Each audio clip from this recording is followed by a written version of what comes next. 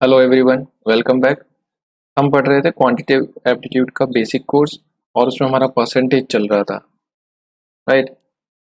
तो परसेंटेज के अंदर भी हम क्वेश्चंस कर रहे थे और हमारे बहुत सारे क्वेश्चन हो चुके हैं, ठीक है। तो हम परसेंटेज के जो कंसेप्ट हमने पढ़े थे हम उनका एप्लीकेशन यहाँ पे सीख रहे थे। तो अब जो हम क्वेश्चन करने वाले हैं, शायद एक या दो वीडियोज़ में अब ये ख़त्म हो जाएगा परसेंटेज। तो अब हम पढ़ेंगे परसेंटेज का इंक्रीमेंट डिक्रीमेंट, राइट। जो कंसेप्ट था हमारा वेरिएशन का परसेंटेज में, तो उसका इंक्रीमेंट डिक्रीमेंट ऑफ परसेंटेज जो कंसेप्ट है वो हम देख रहे थे इससे पहले वाली वीडियोस में। और इसमें भी कुछ क्वेश्चंस होंगे वैसे। फिर उसके बाद हम करेंगे परसेंटेज चेंज वाले जो क्वेश्चंस हैं उनको हम देखेंगे, ठीक है। ये हमारा लास्ट कंसेप्ट होगा परसेंटेज का, जो बचा है हमें थोड़ा देखने के लिए। उसके बाद परसेंटेज के जो चार कंसेप्ट होते थे वो सारे के सारे हम हमारे डिस्कस हो जाएंगे और फिर आपको कोई प्रॉब्लम नहीं आनी चाहिए, ठीक है। और आप इसे लाइक शेयर सब्सक्राइब करते रहिए, क्योंकि अगर आप नहीं करेंगे तो लोगों को जुड़ने में, लोगों को इसके बारे में पता होने में दिक्कत आएगी, उन्हें नहीं पता चल पाएगा। ये कुछ ऐसा भी है क्योंकि ये कोर्स मेरे हिसाब से तो ये पेड कोर्स से बेहतर होना चाहिए जो आजकल मिल रहा है ऑनलाइन, ठीक है। तो जब आप पढ़ेंगे, आप कहीं और पढ़ेंगे तो आपको डिफरेंस पता चल जाएगा, ठीक है। तो आप ज़्यादा से ज़्यादा लोगों को इससे जोड़िए ताकि मुझे भी थोड़ा सा मोटिवेशन मिले कि मैं जो कर रहा हूँ वो सही है और एक वर्थ है इसकी करने की, राइट। चलिए शुरू करते हैं आज का लेक्चर। बट शुरू करने से पहले here is something about me. और शुरू करने से पहले आपको क्या चाहिए? स्टडी मटेरियल, ठीक है।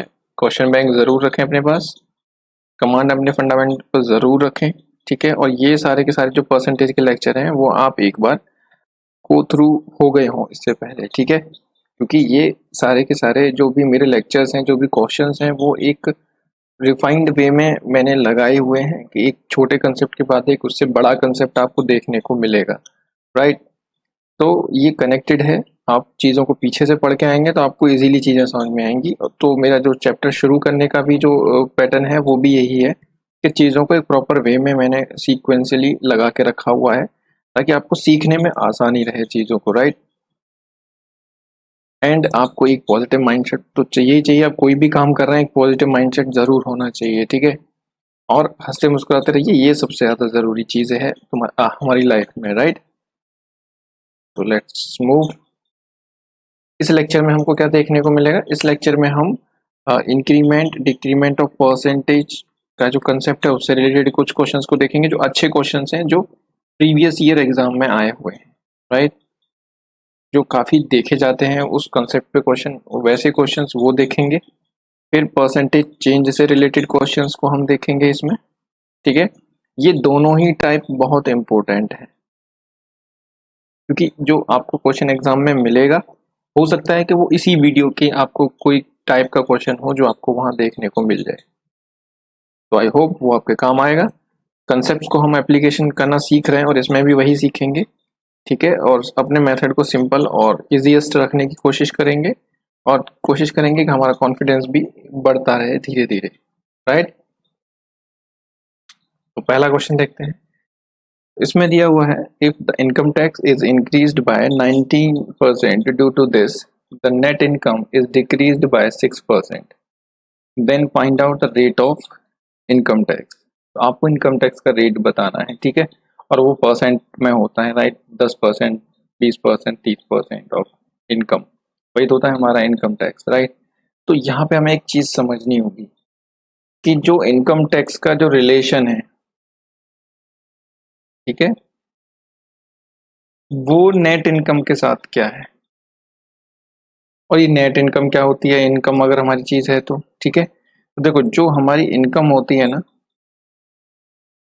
उसी से हमें टैक्स भी पे करना होता है। मतलब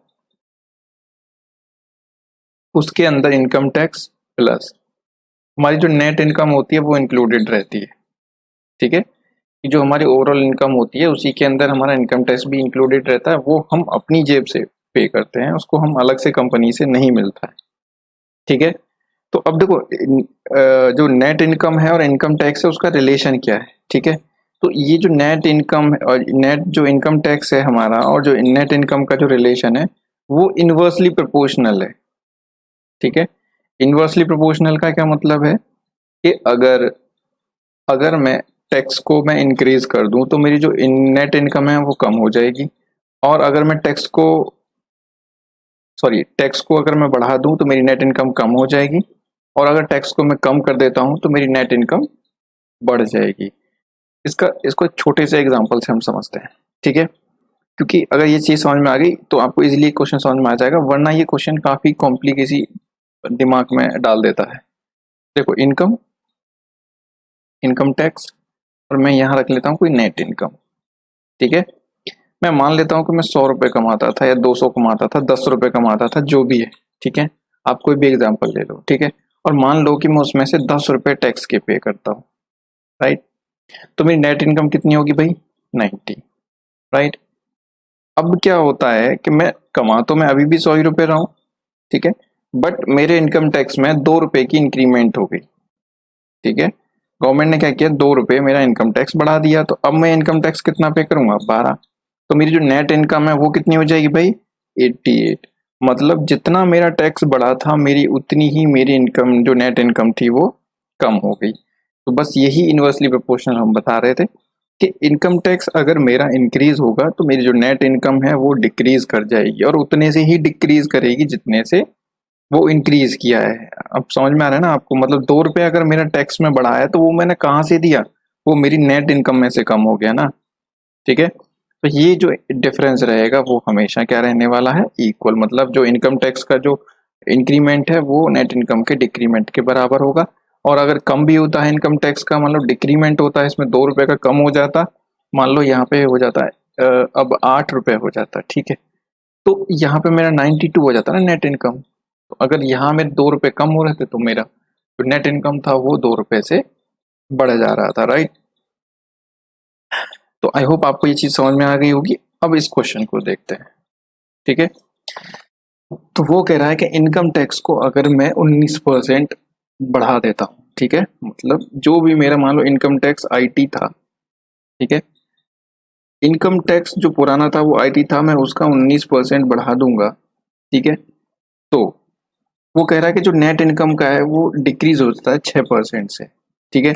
तो अब यहाँ पे बात को समझना कि जो इनकम टैक्स में इंक्रीज हुआ है मेरा 19%, इसकी वजह से मेरी नेट इनकम का 6% कम हो जाता है। तो मैं ये कह सकता हूँ ना कि जो इनकम टैक्स का 19% की वैल्यू है, वही वैल्यू मेरी नेट इनकम का 6% की भी है, ठीक है? ये बात आपको समझ में आई? जो इनकम टैक्स की, देखो, ये जो 2 रुपए हैं, ये 2 रुपए हैं, ठीक है? नेट इनकम का कितना है, मतलब इनकम टैक्स का कितना है? 1/5, दैट इज 20%, राइट? तो इनकम टैक्स का 20% मैंने इंक्रीज किया, तो नेट इनकम का कितना था भाई? नेट इनकम तो मेरा 2 रुपए कम हुआ था, बट 90 का कम हुआ था, मतलब 1/45, ठीक है? अब ये तो मेरी परसेंट जो वैल्यू है वो बहुत कम आ जाएगी पॉइंट में, राइट? तो ये जो 20% की वैल्यू है इंटू मैं 100 कर दूंगा, इतने परसेंट के बराबर होगी कि नहीं होगी? ठीक है, 2 पॉइंट समथिंग के कुछ बराबर आ जाएगा ये, ठीक है?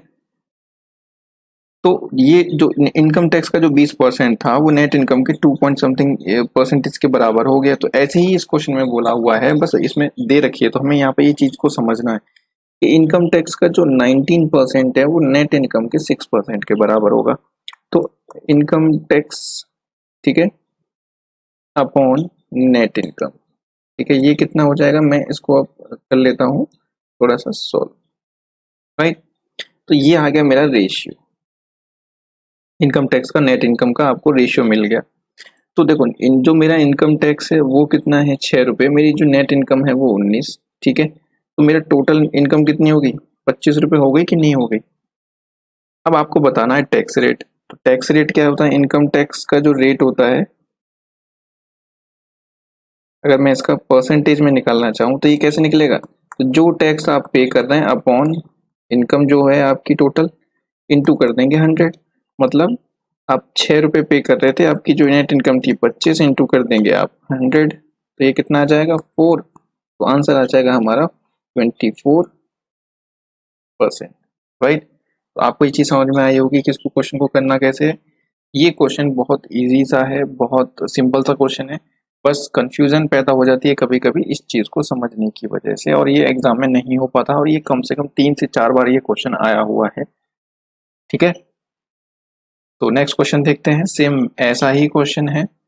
ठीक है, अब इसको हम सीधा डायरेक्ट करने की कोशिश करेंगे, क्योंकि आपको वो बात समझ में आ गई होगी कि जो इनकम टैक्स में इंक्रीमेंट डिक्रीमेंट होता है वो नेट इनकम के जो रिड्यूस या इंक्रीमेंट होता है डिक्रीमेंट के बराबर ही होता है। ठीक है, तो यहाँ कह रहा है कि इनकम टैक्स में मैंने इनकम टैक्स का कितना परसेंट बढ़ा दिया भाई, 17%। तो जिसकी वजह से मेरी नेट इनकम रिड्यूस कितनी हुई है, 3%। राइट, तो जो मेरी नेट इनकम है वो मेरी रिड्यूस हो गई 3% से। तो मैं कह सकता हूँ कि इनकम टैक्स का जो 17% की वैल्यू है वो नेट इनकम के 3% के बराबर है। तो यहाँ से income tax upon net income जो मैं मेरी है उसका मुझे रेशियो मिल जाएगा 3/17। ठीक है, तो मेरा जो इनकम है, जो टोटल इनकम थी, ठीक है, वो आ जाएगी मेरी income tax plus net income. ठीक है, तो वो मेरा मान लेता हूँ कि मेरा 3 रुपए का टैक्स दे रहा हूँ, 17 रुपए मेरी नेट इनकम है। ठीक है, तो मेरा टोटल जो इनकम है वो कितने के बराबर आ गई, 20। तो अब इनकम टैक्स का आपको रेट निकालना है, इनकम टैक्स परसेंटेज, तो आ जाएगा टैक्स अपॉन जो आपकी टोटल इनकम है, और इंटू हम उसमें 100 कर देंगे। तो जो टैक्स मैं कर रहा हूँ 3 रुपए पे, और मेरा जो इनकम था वो 20, इंटू किया मैंने 100, तो मेरा जो टैक्स रेट है वो कितना आ गया, 15%।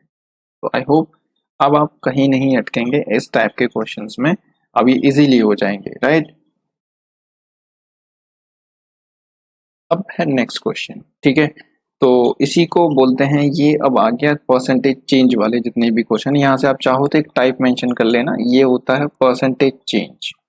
मतलब अब से आगे वाले जितने भी क्वेश्चन होंगे वो परसेंटेज चेंज पे होंगे, मतलब किसी एक वैल्यू में परसेंटेज में हम वेरिएशन करने की वजह से किसी दूसरी चीज में वेरिएशन आपसे पूछेगा। ठीक है, जैसे कि यहाँ पे पूछा हुआ है इसने, the length of rectangle is increased by 20%, then and its breadth decreased by 10%, then find out the percentage change in its area। तो आपसे एरिया की बात पूछ रहा है वो। ठीक है, अब देखो इसको करने के 2-3 तरीके हैं, आप किसी भी तरीके से कर लें, आप एक्स वाई जो भी मान के करना चाहें उससे भी कर लें तब भी हो जाएगा। बट आप एक बात को समझे कि एरिया होता क्या है भाई रेक्टेंगल का। ठीक है, एरिया होता है लेंथ इनटू ब्रेड्थ। राइट, ये ETH होना चाहिए। राइट, मतलब कोई अगर रेक्टेंगल है तो कुछ ऐसे होगा, ये एल लेंथ हो जाएगी। ठीक है, और ये इसकी ब्रेड्थ हो जाएगी। राइट, तो वो कह रहा है कि अगर रेक्टेंगल की जो साइड्स हैं या फिर जो लेंथ हैं वो, उनको साइड्स भी बोल सकता है वो, रेस्पेक्टिवली 20% 10% से मैंने इंक्रीज कर दिया है, तो एरिया बताओ, ऐसे भी बोल सकता है। ठीक है, तो इसको देखें इसको कैसे करना है। देखो, एरिया होता है लेंथ इंटू ब्रेड्थ। राइट, तो अगर मैं लेंथ, यहाँ पे लेंथ में इंक्रीमेंट कितने की बात कर रहा है वो, लेंथ में इंक्रीमेंट की बात कर रहा है वो 20%, इंक्रीमेंट को हम प्लस लिख लेंगे। तो इसका अगर मैं फ्रैक्शन बनाऊंगा तो 1/5 बनेगा। मतलब ये 20% जो इंक्रीमेंट निकाला होगा इसने ओल्ड वैल्यू से कंपेयर किया होगा ना, 20% इंक्रीज कर रहा है, तो किसका इंक्रीज कर रहा है, पुरानी वैल्यू कोई जो रही होगी उसका। तो मतलब ये जो नीचे है ये ओल्ड लेंथ है उसकी, और उसमें एक का इंक्रीज कर दिया, तो न्यू कितनी होगी, 6। ठीक है, तो हम यहाँ पे कह सकते हैं ये ओल्ड और ये न्यू। राइट, अब ऐसे हम ब्रेथ की बात करें तो ब्रेथ में क्या हुआ है भाई, डिक्रीमेंट हुआ है 10% का। ठीक है, तो ये जो डिक्रीमेंट इसने जो किया है ये भी तो किसी न किसी चीज से कंपेयर करके बताया होगा कि 10% है, तो जब डिक्रीज हुआ है 10% का, तो मतलब अपनी ओरिजिनल वैल्यू का हुआ होगा, ओल्ड वैल्यू का हुआ होगा। तो इसका जब फ्रैक्शन बनाएंगे तो कंपेरिजन में नीचे जो आएगी वो ओल्ड वैल्यू या फिर ओरिजिनल वैल्यू हम उसको बोलेंगे। राइट, और उसमें डिक्रीमेंट हुआ है 1 का, तो जो न्यू या फिर करंट आ गई वो कितनी आ जाएगी, 9। मतलब पहले 10 थी अभी 9 हो गई जो ब्रेड थी। देखो, अब बस अब चेंज परसेंटेज चेंज निकालना है तो इसमें वैल्यूज मैटर नहीं करती हैं एग्जैक्टली। अब उसी रेशियो में उसी पैटर्न में कोई भी वैल्यू ले लो तब भी आंसर हो जाता है। जो लेंथ थी वो पुरानी पहले 6 थी, 5 थी, वो अब कितनी हो गई, एक इंक्रीज होके +1 हो गई। राइट, राइट, और जो ब्रेड थी वो पहले 10 थी और ये एक डिक्रीज होके अब कितनी होगी भाई 9। पहले अगर मैं निकालता तो इसका एरिया कितना आता, पहले एरिया आता है इसका 50 और अभी एरिया कितना आ रहा है 54, क्योंकि एरिया क्या होता है लेंथ इनटू ब्रेड। तो मेरा जो एरिया है उसमें फर्क क्या पड़ा, जो मेरा एरिया था वो इंक्रीज करके कितने से +4 से, तो मेरा परसेंटेज इंक्रीमेंट कितना आ जाएगा भाई, परसेंटेज निकालना है तो +4 इंक्रीज हुआ है बट कितने का 50 का, क्योंकि पुरानी हमेशा ओरिजिनल वैल्यू पे निकाला जाता है पुरानी वैल्यू पे। तो इंटू कर देंगे आप 100, क्योंकि परसेंटेज में चेंज करना है, तो ये आ जाएगा 8%। राइट, आप यहाँ से फ्रैक्शन बना के भी कर सकते थे 12.5, ठीक है, तो 8% ही आ जाएगा। राइट, तो आई होप ये बात आपको क्लियर हुई होगी। और किस तरीके से कर सकते थे, एक इसका आता है सक्सेसिव MN फॉर्मूला हम यूज करते हैं, बहुत जगह देखने को मिला होगा आपको, ठीक है। तो वहाँ पे परसेंटेज चेंज कभी भी निकालना हो कम्युलेटिव किसी भी चीज में, बट ध्यान रहे कि वहाँ पे जो दो चीजों में चेंज हो रहा है वहाँ उनके बीच में मल्टीप्लाई का साइन होना चाहिए, तभी आप ये फॉर्मूला लगा सकते हैं, ठीक है। इसको इसको बोलते हैं MN रूल या MN फॉर्मूला। ये आपको देखने को मिल जाएगा, ये M+N+M×N/100। अगर परसेंटेज चेंज निकालना है तो आप ये लगा देंगे, अगर वैल्यू इंक्रीज कर रही है तो आप प्लस यूज करेंगे, ठीक है, m की वैल्यू, और n की वैल्यू अगर mn जो भी हो, अगर इंक्रीज कर रहा है तो प्लस और डिक्रीज कर रहा है तो माइनस यूज करेंगे। तो अगर आप यहाँ पे भी करना चाहते थे तो इसको भी कर सकते थे, लाइक +20 हुआ, -10 हुआ, प्लस +20 इंटू -10/100। राइट, 0 0 0 खत्म, यहाँ से बचेगा +10 और -2, तो आ जाता है +8। तो +8 हमें यहाँ पे दिखाता है कि मेरा जो एरिया है वो इंक्रीज हुआ है। राइट, बट ये आपका फॉर्मूला तो लो ठीक है, मतलब ऐसी जगह पे लग जाएगा, बट अगर क्वेश्चन को जरा सा चेंज कर दिया और कोई ऐसी वैल्यू यूज कर ली जहाँ पे प्लस लगा हुआ है बीच में फॉर्मूले में, लाइक पेरीमीटर वगैरह, तो वहां पे उस चीज का आंसर आप नहीं कर सकते इससे। राइट, और क्या है कि अगर तीन चीज दे दी, जैसे कि अगर किसी का वॉल्यूम या फिर स्फीयर का एरिया दे दिया, जब हम आगे देखेंगे तो वहां पे क्या इसको दोबारा से लगाना पड़ेगा, तो इसमें कैलकुलेशन ज़्यादा हो जाएगी। फिर दूसरा ये कि जब तक जो परसेंटेज चेंज की वैल्यू 20, 10, 5 है तब तो ये फॉर्मूला आपका इजी रहेगा, बट यहीं पे अगर ये लगा देता 16.66% का इंक्रीमेंट और 12.5 का डिक्रीमेंट, तो अब जरा कैलकुलेशन करके देखना कितनी मुश्किल हो जाएगी आपको करने में, ठीक है। तो बस इसकी रिलायबिलिटी यहीं तक है कि अगर वैल्यूज इजी हैं तो ये ठीक है, अदरवाइज वो प्रॉब्लम क्रिएट होगी। बट ये जो बेसिक है ये ऐसा है कि आपको ना तो इसमें कुछ याद करना है ना कुछ आपको रटना है। तो नेक्स्ट क्वेश्चन देखते हैं, सेम वैसा ही क्वेश्चन है, देखो अब बस वही है कि कंसेप्ट आपको कंसेप्ट पकड़ना है, ठीक है। तो चीज़ें आपको आसानी से और कम एफर्ट्स में सीखने को मिल जाएंगी। और अगर आप टाइप रटेंगे तो कम से कम 75 टाइप के क्वेश्चन हैं पूरे परसेंटेज में, तो मुझे नहीं लगता है कि आप उन सबको कर पाएंगे, ठीक है। बट अगर टाइप और कंसेप्ट का टाइप अगर आप देख रहे हो तो सिर्फ 4 ही टाइप के कंसेप्ट है, ठीक है। तो चॉइस इज योर्स कि आपको क्या करना है। उसने बोला price of sugar is increased bye 16.66% and it's conjunction नहीं है, कंजप्शन है। वॉइस टाइपिंग भी कुछ भी करती है, ठीक है। Consumption is decrease by 20%, then find out percentage change in its expenditure. अब आपको ये देखना है कि जो परसेंटेज, अगर ये एक्सपेंडिचर की बात कर रहा है तो मतलब ये इनसे रिलेटेड होगा और इनकी वजह से कुछ ना कुछ वेरिएशन होता होगा। तो आप ये देखो एक्सपेंडिचर का प्राइस से और कंजप्शन से क्या रिलेशन है। तो किसी भी चीज का जो एक्सपेंडिचर है वो निकलता कैसे, एक्सपेंडिचर निकलता है प्राइस पर केजी और मल्टीप्लाई कर दो उससे जितना भी हम क्या कर रहे हैं कंजप्शन कर रहे हैं, ठीक है, कंजप्शन कर रहे हैं या फिर क्वांटिटी।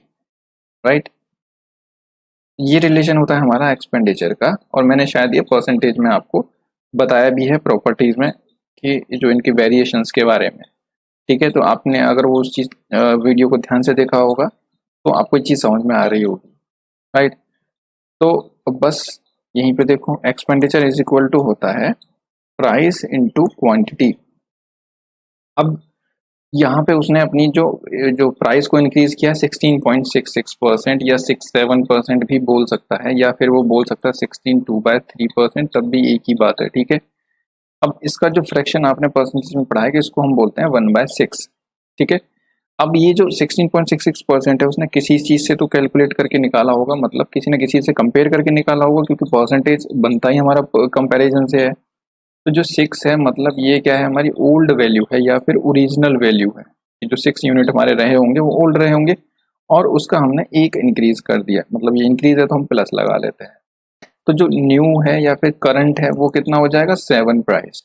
यहाँ पे हम दो वैल्यू लेंगे, ओल्ड या ओरिजिनल, या फिर न्यू या फिर लेटेस्ट, ठीक है। तो जो प्राइस था वो पहले इसका था 6 रुपये, और अभी कितना हो गया भाई, 7 रुपये के जी, 6 रुपये के जी, ठीक है।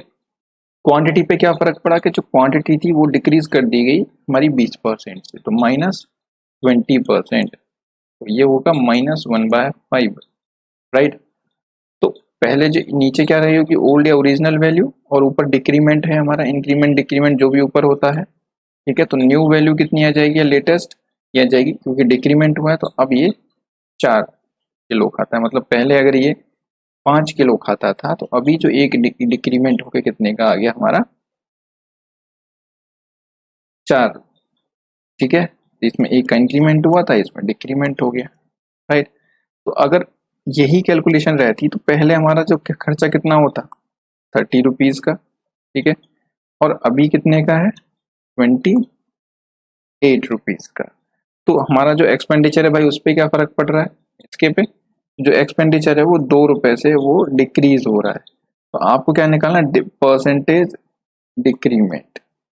तो परसेंटेज डिक्रीमेंट कैसे निकलेगा, कि जितना हमारा डिक्रीमेंट हुआ है 2 अपॉन, और जितनी वैल्यू पे हुआ है, मतलब ओरिजिनल वैल्यू हमेशा पुरानी वैल्यू आती है, राइट। तो बाय 30 यह आ जाएगा 1/15, और जो 1/15 का फ्रैक्शन आपको सीधा याद होना चाहिए कि 6.67 या 66% होता है, राइट। तो ये वैल्यूज आपको याद होनी चाहिए, अदरवाइज आप इंटू 100 कर लें और उसको वहां से कैलकुलेट कर लें, राइट। तो आई होप आपको ये क्लियर हो गया होगा। यहाँ पे एम एन चाहो तो यहाँ पे एम एन लगा के देख लो, जो मैंने बोला है वहाँ अब थोड़ी सी कॉम्प्लिकेशन यहाँ पे आपको मिलने लग जाएगी, ठीक है। तो आप कंसेप्ट पे ही रहें, मेरा तो यही आपको सजेशन है, बाकी आपकी इच्छा है, आप जो चाहें वो करें, राइट। तो रिलायबल चीज़ें आपको यही देंगे कंसेप्ट, बाकी तो आप रटना चाहो तो फिर कुछ भी रट लो। तो देखते हैं नेक्स्ट क्वेश्चन। अब देखो यही क्वेश्चन है, अब देखो यहाँ पे वैल्यूज को मैं 20% 10% जानबूझ के इजी ले रहा हूँ, क्योंकि हम बेसिक कोर्स कर रहे हैं और हम चीज़ों को सीखने की कोशिश कर रहे हैं, ठीक है। तो जब भी आप चीज़ों को सीखने की कोशिश कर रहे हैं तो आप छोटी छोटी वैल्यूज, इजी वैल्यूज पे, कैलकुलेशंस पे करें, क्योंकि ताकि आपको कंसेप्ट समझ में आए, आप कैलकुलेशन में कहीं ना अटक जाए। तो यहाँ पे बोला गया है, radius of sphere is increased by 20%, then find out the percentage change in its volume. अब देखो वॉल्यूम रेडियस का क्या निकलता है, वो क्या होता है, मतलब किसी भी स्फीयर का वॉल्यूम क्या होता है, 4/3 πr क्यूब, ठीक है। अब देखो 4/3 जो पाई होता है ये होता है कांस्टेंट वैल्यू होती है, ठीक है। आपके जो वॉल्यूम में जो इंक्रीमेंट डिक्रीमेंट होगा वो सिर्फ आर की वजह से चेंज होती है, ठीक है। तो यहाँ पे हम वॉल्यूम को लिखेंगे आर, क्योंकि हमें सिर्फ परसेंटेज वेरिएशन बताना है, क्योंकि 4/3 जो है ये कांस्टेंट वैल्यू है, तो ये जब भी चेंज होगा ये दोनों, नया वॉल्यूम हो चाहे पुराना वॉल्यूम हो, दोनों में मल्टीप्लाई होगा। और जब मैं कंपेयर करूंगा दोनों को, ओल्ड अपॉन न्यू, तो 4/3 दोनों में आएगा और वो कट जाएगा। तो इसका कोई मतलब नहीं है परसेंटेज चेंज में बताने के लिए, क्योंकि ये कांस्टेंट वैल्यू है। वेरिएशन जो वेरिएबल चीज है वो हमारी आर है, तो इसलिए हम सिर्फ आर को ले रहे हैं, राइट। अब इसमें ओल्ड और न्यू, मतलब पुरानी कुछ आर रही होगी, कुछ न्यू रही होगी ओरिजिनल, राइट। तो अब ये कह रहा है कि, ये कह रहा है 20% का इंक्रीमेंट किया है हमने रेडियस में, मतलब +1/5, मतलब ये जो ओल्ड रही होगी पहले 5, अभी कितनी हो गई 6, राइट। एक इंक्रीज होने के बाद न्यू। तो अगर मैं पहले 5 अगर रेडियस होती इसकी, ठीक है, तो ये कितना जाता 125, बट अभी क्या है भाई, इंक्रीज होके हो गई 6 × 6 × 6, तो अभी कितना हो गया 216, राइट। तो अभी मेरा वॉल्यूम पे क्या फर्क पड़ा भाई, इंक्रीज कर गया मेरा वॉल्यूम, क्योंकि और यहाँ पे 4/3 पाइप कर भी देते तब भी वो दोनों तरफ आ जाता और फिर बाद में वो कॉमन होके कट जाता जब हम कंपेयर करते। तो इंक्रीज कितने से कर रहा है ये, ठीक है 91, जो हमारा जो था वो हमारा जो वॉल्यूम है वो 91 से इंक्रीज कर गया। तो परसेंटेज इंक्रीमेंट इन वॉल्यूम हमको निकालना है, तो ये +91 हुआ है और किसका 125 का।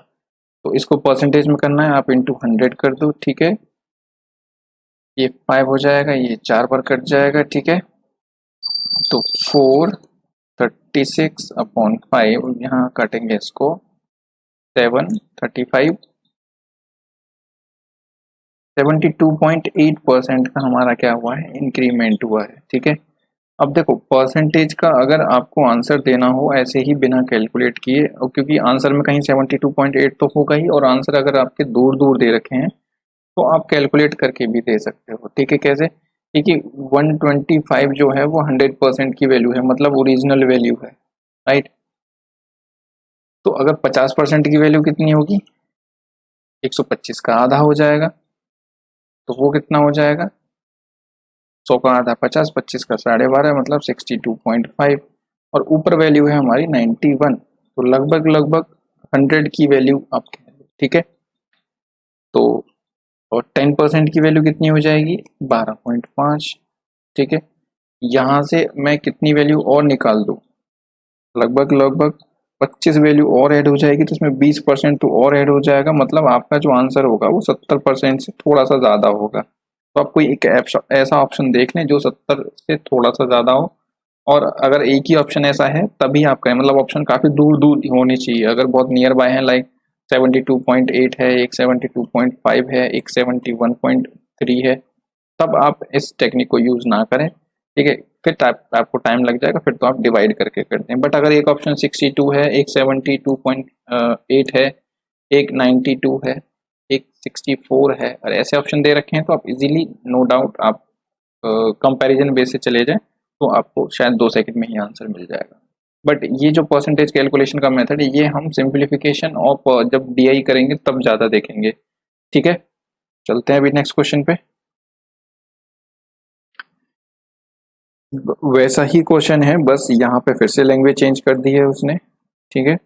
अब वो कह रहा है the sale of cinema ticket is increased by 57/7%, तो इसका जो फ्रैक्शन होता है वो 4/7 होता है भाई, ठीक है।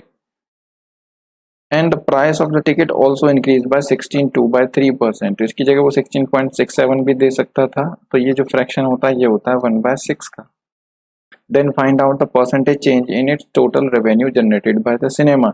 अब आपको ये पता होना चाहिए कि रेवेन्यू निकलता कैसे है, किसी भी चीज़ का जो सिनेमा का जो रेवेन्यू होगा वो कैसे निकलता है। रेवेन्यू होता है कि जितना, अगर आपकी कोई शॉप है सुबह से लेकर शाम तक जितनी सेल हुई है वो रेवेन्यू कहलाती है, प्रॉफिट को हम रेवेन्यू नहीं बोलेंगे, ठीक है। जो प्रॉफिट होता है वो टोटल रेवेन्यू में से जो हमारा कॉस्ट प्राइस है वो माइनस करने के बाद होता है।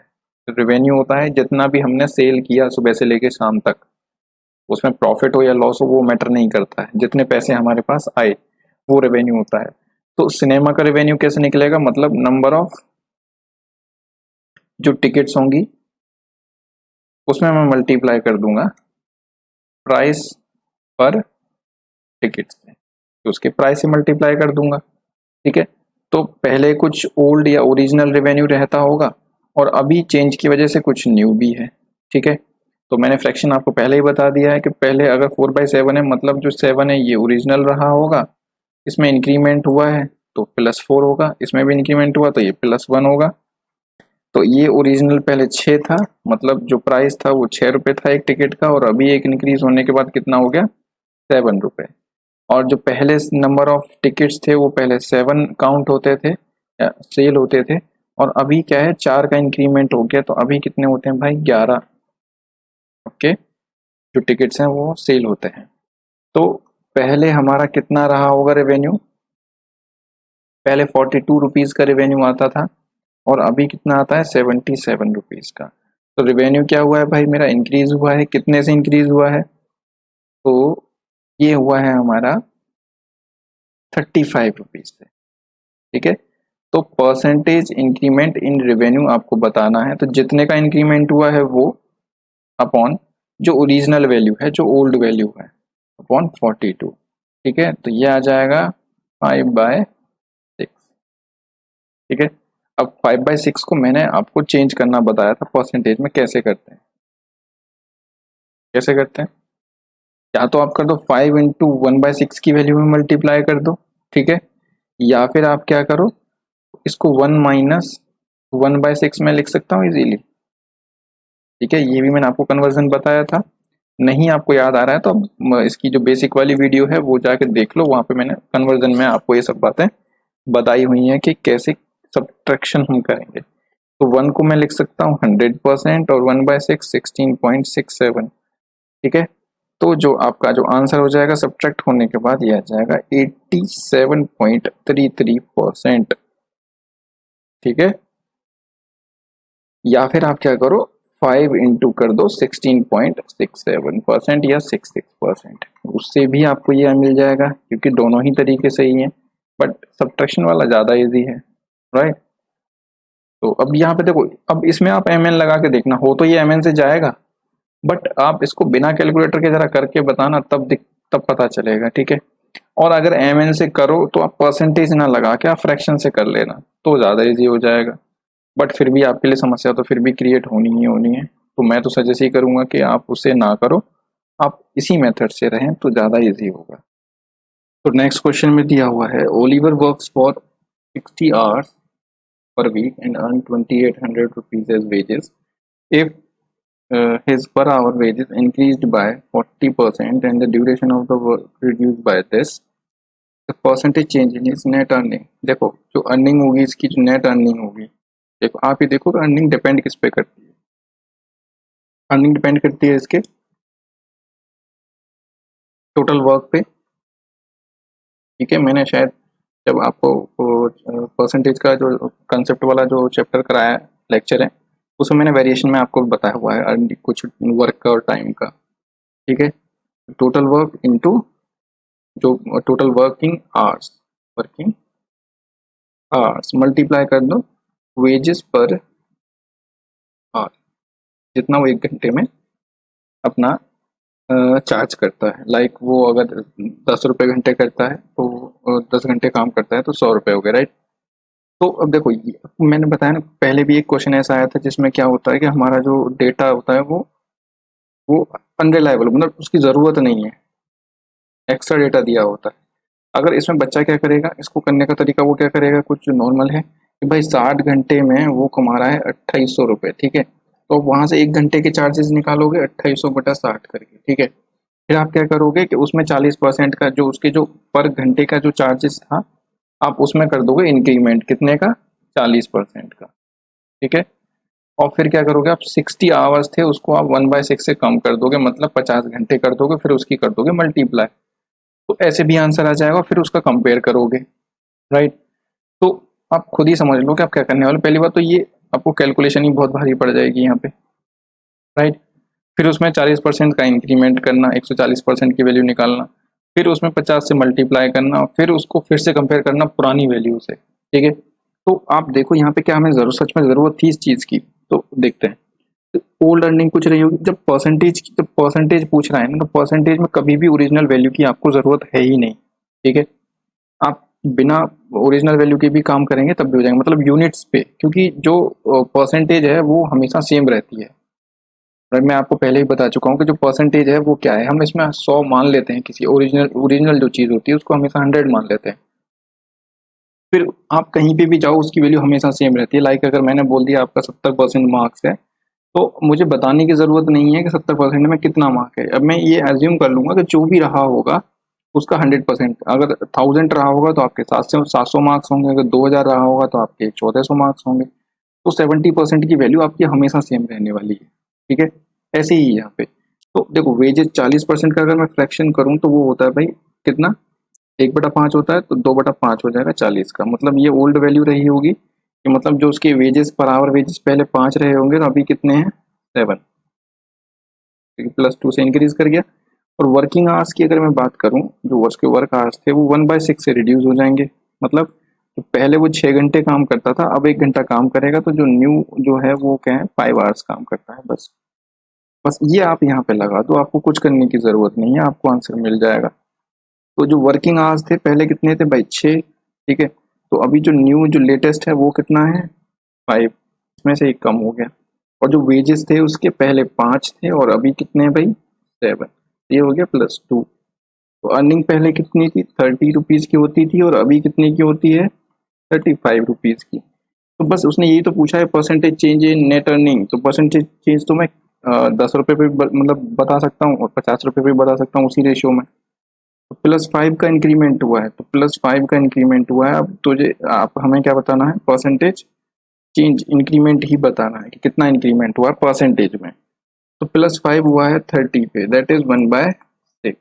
तो 16.67% का हमारा इंक्रीमेंट हुआ है, या 16/3% का। हाँ, अगर वो बात करता है यहाँ पे कि मुझे अमाउंट भी बताओगे कितने रुपए का अमाउंट का हुआ है, तो फिर वो परसेंटेज का क्वेश्चन ही नहीं है, फिर तो वो नॉर्मल एलिमेंट्री मैथ का क्वेश्चन हो गया। ठीक है, तो आई होप चीज समझ में आ गई। कंसेप्ट वही है जो हम यूज कर रहे थे अभी, परसेंटेज चेंज का, बस चीजें चेंज होती चली जा रही है। यहाँ पे भी आप mn लगा सकते हो, बट वही चीज है कि कैलकुलेशन जहाँ पे भी ये ऐसे मल्टीप्लाई वाला साइन आ रहा है, वहां उन दोनों चीजों के बीच में आप mn लगा सकते हो, ये बस याद रखो। बट कैलकुलेशन का इशू फिर से आएगा आपको।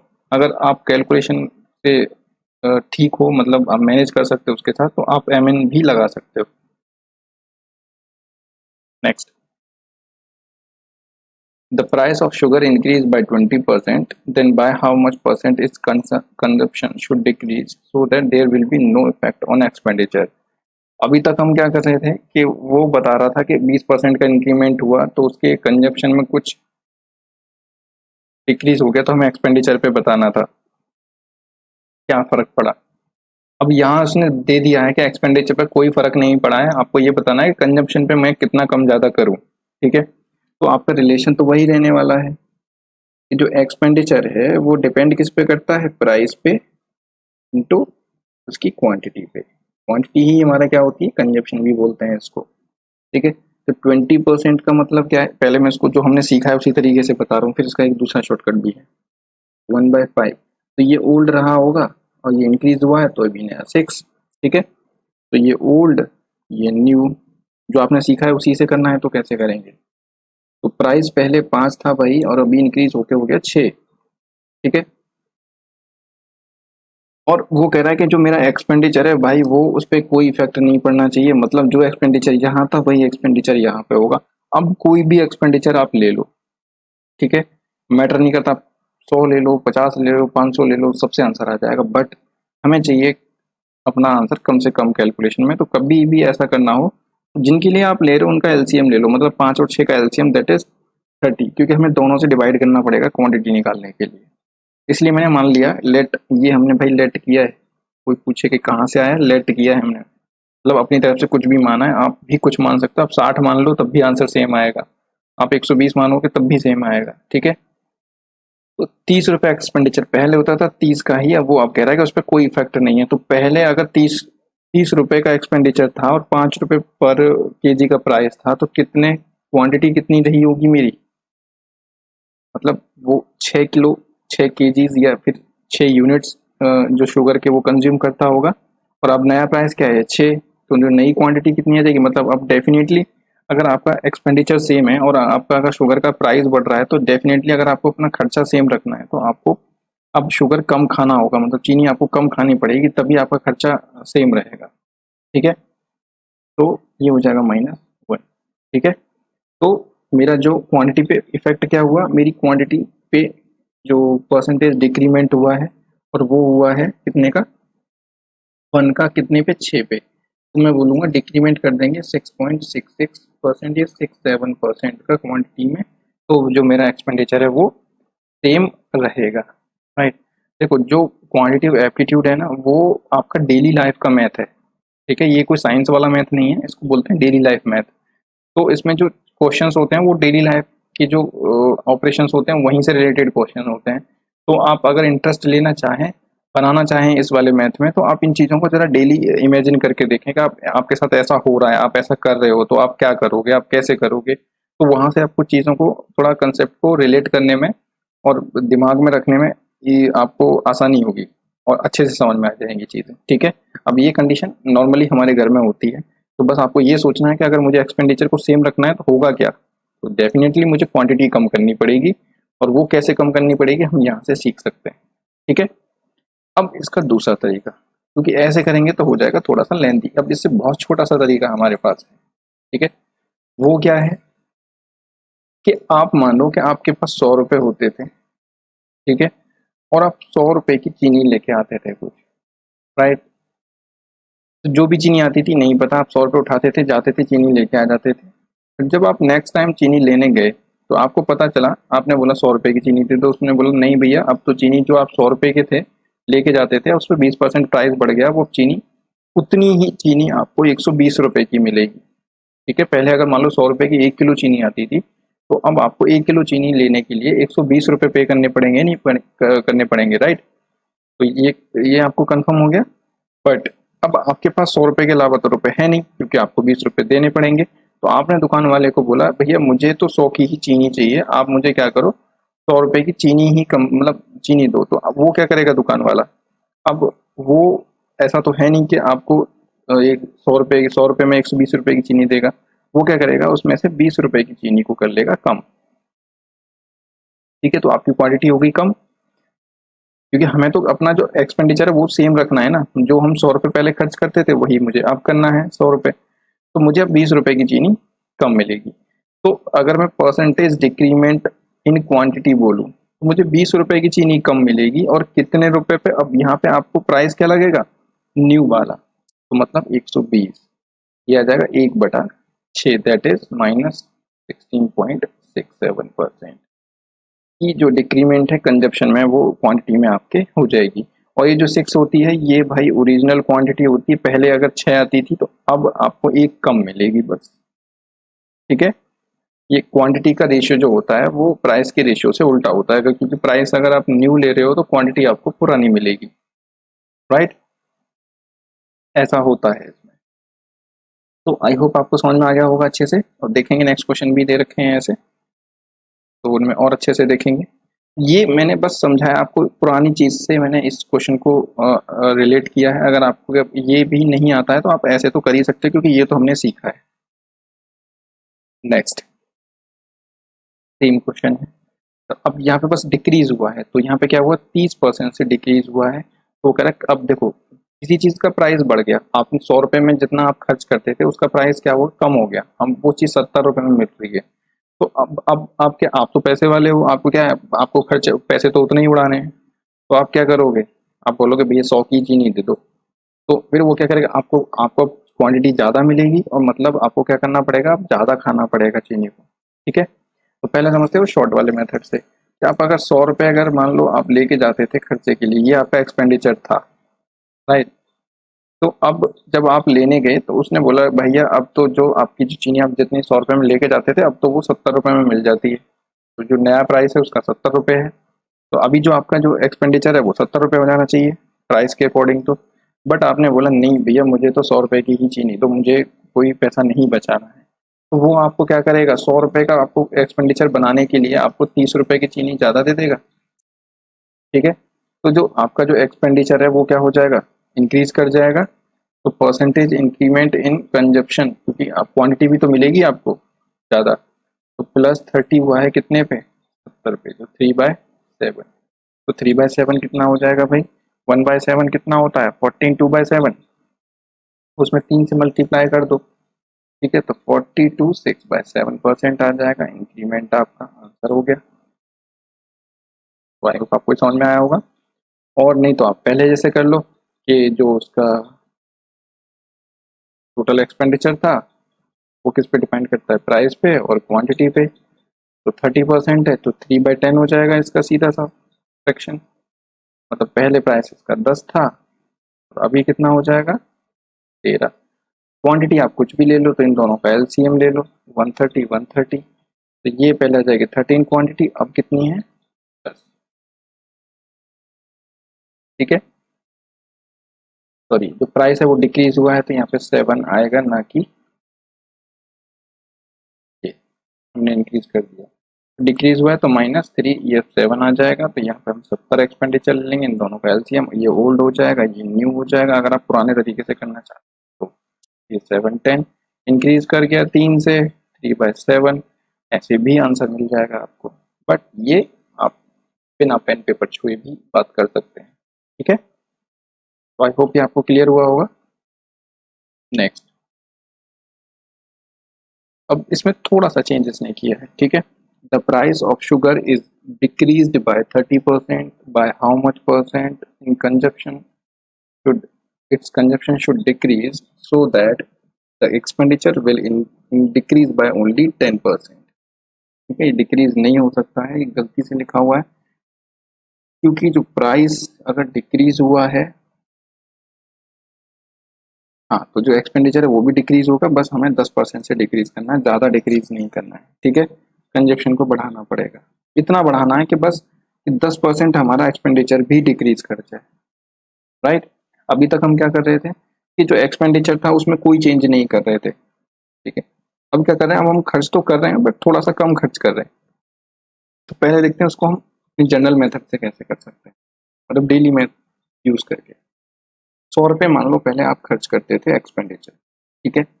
अब जब उतने ही पैसे की आप हर बार आप 100 रुपये की चीनी लेके आते थे, इस बार भी आप जब 100 रुपये की चीनी लेने गए तो उसने बोला भैया अब इसका जो है पैसे तो 30% कम हो गया, मतलब 30 रुपये अब कम हो गए, तो अब जो प्राइस है उसका 70 रुपये है। तो आपने बोला ठीक है, आप मुझे 90 रुपये की चीनी दे दो। मतलब आपने क्या किया, 10 रुपये बचा लिए, क्योंकि आप जब घर से 100 रुपये लेके आए थे तो घर वालों को तो यही पता था कि 100 रुपये की चीनी आती है उतनी। तो आपने सोचा 10 रुपये आप अपने बीड़ी पान मसाले के लिए बचा लेते हैं, राइट। तो आपने क्या किया, 10 रुपये बचा लिए, या फिर आइसक्रीम खानी थी तो वो 10 रुपये आपने बचा लिए। तो आप कितने की चीनी लेके गए, 90 रुपये की। आपने बोला मैं 90 रुपये की चीनी लेके जाऊंगा, ठीक है। 10 रुपये आपने बचा लिए अपने, मतलब जो आपका जो एक्सपेंडिचर था वो आपका डिक्रीज हो गया कितने से, 10% से। 100 का 10% 10 होता है। अब आपको 90 रुपये खर्च करने हैं, तो अब आपको चीनी कितनी एक्स्ट्रा मिलेगी, वो अब आपको वो चीनी देगा सिर्फ 20 रुपये की एक्स्ट्रा, जहाँ पहले 30 रुपये की एक्स्ट्रा देता वो अब आपको कितने की देगा, 20 रुपये की एक्स्ट्रा देगा, बट प्राइस तो अभी भी 70 रुपये ही लगेगा ना। तो जो आपका परसेंटेज इंक्रीमेंट इन कंजप्शन है वो अब क्या होगा, सिर्फ 2/7, दैट इज 28 4/7%। अब ये कैसे कैलकुलेट हुआ, ये आपको समझ में आ जाना चाहिए। अब तक मैं कैसे कर रहा हूँ, 2 × 1/7, राइट।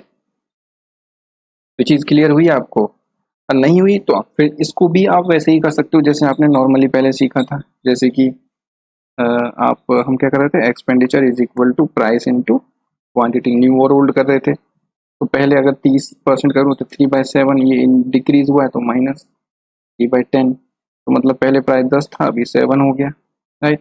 तो अगर मैं एक्सपेंडिचर की बात करूँ, ठीक है, तो एक्सपेंडिचर यहाँ पे मान लो मैंने 70 ले लिया, बट वो चाहता है कि मेरा एक्सपेंडिचर भी 10% से कम हो जाए, तो 70 का जो 10% होगा वो 7 होगा। तो अभी मैं चाहूँगा कि मेरा जो एक्सपेंडिचर है वो 63 हो, ठीक है। तो पहले जो मेरी क्वांटिटी आती थी वो भाई वो कितनी आती थी, 7 kgs, अब कितनी आएगी, 9 kgs। तो मेरी जो क्वांटिटी है, मतलब जो मेरा जो कंजप्शन है वो बढ़ गया मेरा 2 से। तो परसेंटेज इंक्रीमेंट इन कंजप्शन कितना हो जाएगा, +2/7। तो इसको मैं यहाँ से भी बोल सकता हूँ 28 4/7%। चॉइस इज योर्स, क्योंकि यहाँ पे उसने बोला है -10% मुझे करना है, तो कोई भी वैल्यू ले लो उसमें से आप 10% माइनस कर दो और इसके अकॉर्डिंग आप कैलकुलेशन कर दो। बिल्कुल जो डेली मैथ है बस आपको वही करना है, मतलब कुछ भी अपनी तरफ से वैल्यू ले लो और जो वैल्यूज इनकी दे रखी हैं बस उनके अकॉर्डिंग कैलकुलेट कर दो, तो आपको आंसर मिल जाएगा। ये थोड़ा सा और जनरल सा आंसर है, मतलब आपको इसमें कुछ करना ही नहीं है, राइट। तो आई होप ये क्लियर हुआ होगा अच्छे से। नेक्स्ट क्वेश्चन बिल्कुल वैसा ही है, ठीक है। तो अब मैं इसको वैसे नहीं करूँगा, ये अगर आपको करना पड़े ये वाला तो ये आप खुद कर लेंगे अब, आई होप, ठीक है। करके ज़रूर देखना, क्योंकि कंसेप्ट आपको लगाना आना चाहिए, तभी दूसरा वाला मेथड भी आपको अच्छे से समझ में आएगा। अब वो कह रहा है कि the price of sugar is increase by 20%। अब यहाँ पे प्राइस इंक्रीज हुआ है, मतलब आप 100 रुपये लेके, मान लो आप पहला एक्सपेंडिचर आपका कितना था, 100 रुपये का, मतलब आपको घर से आपको 100 रुपये मिलते थे, ठीक है, ये जाओ चीनी लेके आओ। आप 100 रुपये ज्यादा देते थे दुकान वाले को, वो पता नहीं कितनी चीनी देता था, बट दे देता था, जितनी भी क्वांटिटी देता था। अब क्या हुआ कि जब अगली बार गए तो उसने बोला भैया अब जो आप लोगे चीनी उतनी, तो आपको 120 रुपये पे करने पड़ेंगे। आपने बोला नहीं मेरे पास तो पैसे हैं ही नहीं, ठीक है। तो फिर भी वो बोला नहीं भैया आपको चीनी देने तो 120 ही है, ठीक है।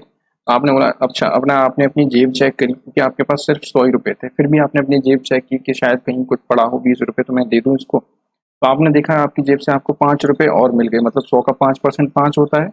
तो आप बोले यार मेरे पास तो 105 रुपये हैं, आप ऐसा करो 105 रुपये की चीनी दे दो। आपने अपना जो एक्सपेंडिचर था वो 5 रुपये से बढ़ा दिया, 5% से। तो अब वो आपको चीनी कितनी देने वाला है, चीनी तो अभी भी आपको कम मिलेगी ना, बट अब पहले 20 रुपए की कम मिलती, बट अब कितने की मिलेगी आपको, सिर्फ 15 रुपए की चीनी कम मिलेगी, ठीक है। बट आपका जो प्राइस कौन सा लगेगा, प्राइस, क्योंकि अब जो चीनी का प्राइस है वो 120 रुपए किलो है, ठीक है। तो 15 में अगर रेट जो लगेगा वो नया वाला लगेगा, उसके हिसाब से तो कम होगी। तो कितनी कम हो जाएगी, 8, ठीक है। तो 1/8 से, 1/8 क्या होता है भाई, -12.5%। तो जो आपका कंजप्शन है वो अगर आप 12.5% से कम कर देंगे तो आपकी जो क्वांटिटी है वो, जो एक्सपेंडिचर है वो सिर्फ 5% से इंक्रीज करेगा। तो बहुत जनरल सी चीज़ है, राइट। तो अब यहाँ लगाना चाहो तो जैसे मैंने पिछला बताया आप वैसे कर लेना, राइट। बट ये भी बहुत इजी सा है, जनरल है, मतलब इसमें कुछ ना कोई मैथ है ना कुछ है, बस एक जनरल सा आइडिया है जैसा आप डेली लाइफ में करते हो। नेक्स्ट वो कह रहा है फैमिली कंज्यूम्स 24 kgs, ठीक है, sugar. If the price of sugar is increased by 20%, by how much kgs of consumption should decrease so that the expenditure will increase by only 5%? अब यहाँ पे जो उसने बोला है, पिछले क्वेश्चन में बस वो परसेंटेज तक बात कर रहा था, बट यहाँ पे उसने क्वांटिटी भी पूछा है कि अगर वो पहले 24 kgs अगर आप क्वांटिटी खा रहे थे तो अभी कितनी आपको क्वांटिटी कितनी कम करनी पड़ेगी या फिर कितनी ज़्यादा करनी पड़ेगी, ठीक है। तो आप देखो, आप अगर 100 रुपये, पहले आप रेशियो निकाल लो यहाँ से क्वांटिटी का कि कितना कम करना पड़ेगा, पहले वो तो पता चल जाए हमें। तो 100 रुपये मान लो लेके जाते थे, एक्सपेंडिचर पुराना आपका ये हो गया और आपका जो प्राइस है वो 120 हो गया, ठीक है। और आपको एक्सपेंडिचर इंक्रीज करना है 105, मतलब 5%। तो आपको चीनी मिलेगी 15 रुपये की, 120 मतलब 1/8। आपको जो अपना एक्सपेंडिचर है 1/8 से कम करना पड़ेगा, ठीक है। 1/8 मतलब ये क्या है, आपका ओरिजिनल कंजप्शन या क्वांटिटी, क्वांटिटी कम करनी पड़ेगी ना, आपको क्वांटिटी कम मिल रही है यहाँ पे चीनी की, ये जो रेशियो है क्वांटिटी का है, और ये क्या है आपकी डिक्रीज्ड वैल्यू, ठीक है। तो अब ओरिजिनल कंज्यूम्स अगर मैं बोलूँ, ठीक है, ओरिजिनल कंजम्पशन भी निकाल सकता हूँ मैं यहाँ से। तो वो कितना हो जाएगा 7, मतलब पहले अगर 8 खाते थे तो अभी उसको 7 खाना पड़ेगा। अब हमें केजीज में आंसर देना है, तो जो ओरिजिनल क्वांटिटी थी वो कितनी थी भाई, 24 केजी थी। तो मैं कह सकता हूँ जो 8 यूनिट हैं वो बराबर हैं कितने के, 24 केजीज के। तो एक यूनिट की वैल्यू 3 केजी के बराबर आ जाएगी। तो जो आपकी जो डिक्रीज या फिर डिक्रीज्ड क्वांटिटी है, डिक्रीज्ड क्वांटिटी ऑफ कंजप्शन, वो कितना आ जाएगा, वो एक यूनिट ही है हमारा, तो वो आ जाएगा 3 केजीज। तो उनको अब क्या है 3 केजीज और जो शुगर थी वो उनको कम खानी पड़ेगी। अब आपसे पूछ ले कि वो अभी उनका बताओ कि वो ओरिजिनल, अब इनका जो करंट कंजप्शन है वो कितना है कम होने के बाद। तो पहले 8 यूनिट थे, 24 केजीज थे, तो अभी 7 यूनिट्स हैं, तो ओरिजिनल कितना हो जाएगा 7 × 3, दैट इज अभी वो 21 केजीज ऑफ शुगर को कंज्यूम करते हैं। तो आई होप ये क्लियर हो गया होगा। मतलब अगर केजीज में भी दे दे तो कुछ ज़्यादा फर्क नहीं पड़ता है। आप रेशियो निकालेंगे, रेशियो निकालने के बाद आप जो वैल्यूज दे रखी हैं आपको, उससे आप कंपेयर कर देंगे, आपको आंसर मिल जाएगा। ठीक है, ऊपर हमेशा इंक्रीज डिक्रीज वैल्यू यहाँ पे मिलेगी और नीचे हमेशा आपको ओरिजिनल वैल्यू मिलेगी। राइट, तो नेक्स्ट क्वेश्चन देखते हैं। तो that's enough for this video. तो अभी एक वीडियो और आएगी जिसमें आपके जो फाइनल ऐसे ही क्वेश्चंस और अच्छे क्वेश्चंस हैं। राइट, तो आपको कैसी लगी वीडियो आप मुझे ज़रूर बताएं नीचे कमेंट करके। आप अपने सजेशंस फीडबैक भी आप कमेंट करके बताते रहें, और पीडीएफ के लिए आप अपना जो टेलीग्राम चैनल है वो यूज आप ज्वाइन कर लें। राइट, और लाइक शेयर सब्सक्राइब करते रहिए। जो लोग नीडी वन हैं, जो पे नहीं कर सकते, ठीक है, आप उनको ज़रूर बताएं, ये चैनल उन्हीं के लिए है। Right, see you in the next video, till then you take care, bye bye.